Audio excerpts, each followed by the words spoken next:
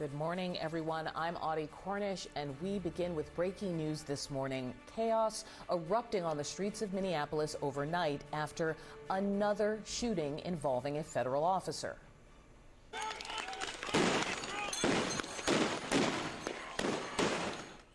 So late last night, federal agents were seen lobbing tear gas and stun grenades at protesters who had swarmed into the streets after this latest shooting. Now, the Department of Homeland Security claims an officer was, quote, violently assaulted before shooting the suspect in the leg. Federal officials confirm the person who was shot and the officer are being treated for non-life-threatening injuries at a local hospital.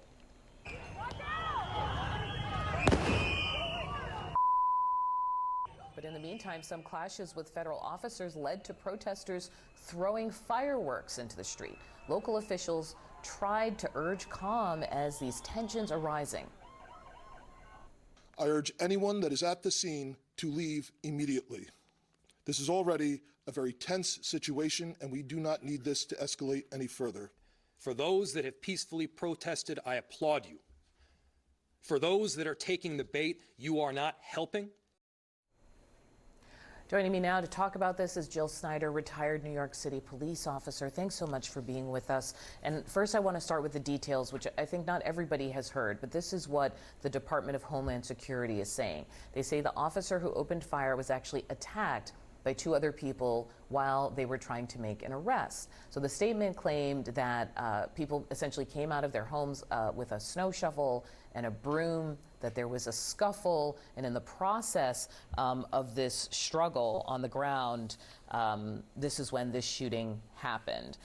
First, just what's your reaction to what you're hearing and how it's being described? Well, good morning, Audie. And I'm hearing the same thing as you. I'm hearing that, well, a targeted stop was trying to happen. Other people got involved, people that were not initially at all involved in the stop. And that's a real serious problem with law enforcement. When you are trying to do your job, we do have other people, and I get it, tensions are running very high. There's a lot of emotion involved right now, especially in Minneapolis. But when law enforcement is trying to do their job, bystanders should not get involved because that could make the situation more volatile.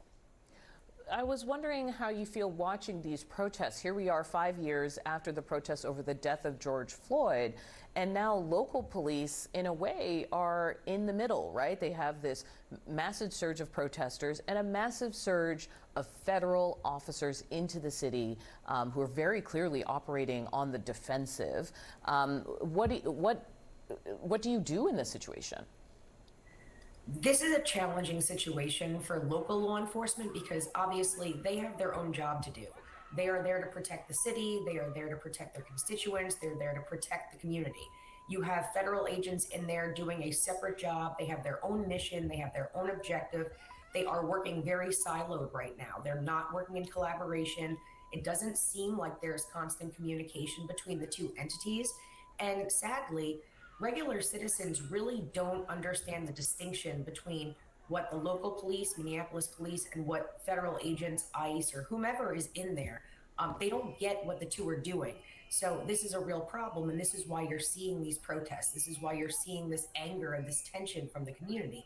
So what I am urging the federal government to do is, if they're going to be operating in these local cities, they have to be working at least in some kind of partnership with the local police, because local police are going to be the ones to deal with the community every day. In the meantime, here is what the local police chief was saying of last night's protest.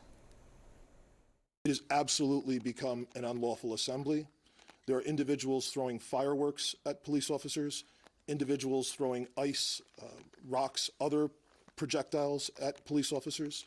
It is well past the line, and people need to leave.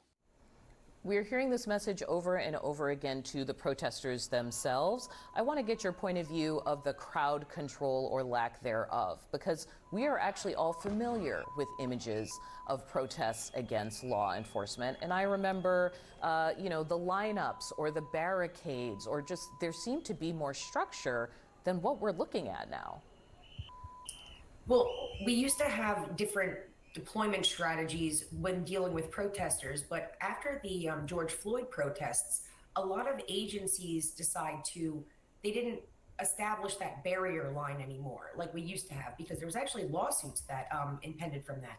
So I feel like Minneapolis is trying to deal with the situation in the most pleasant way possible, and that's like me trying to give it a good word. They're trying to not establish that barrier to where it seems we're going to cause you fear, we're going to cause you the feeling of uncertainty or unsafety. They're trying to do it in a way that they seem like they're trying to work with the community, but at the same time they're not establishing that defensive force, that law enforcement force. And ICE and the federal officers, what should their position be? I mean, I don't know if they're just not cut out for crowd control, but what's their role in this?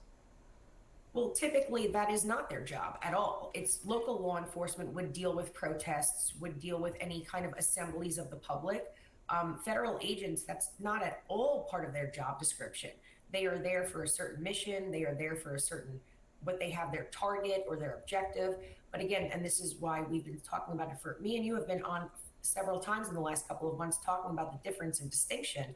Local law enforcement has de-escalation training. They have unlawful assembly training. They deal with protests regularly or large crowds, whereas federal agents, that's just not part of their job. Okay, Jill Snider, thank you so much for speaking with us.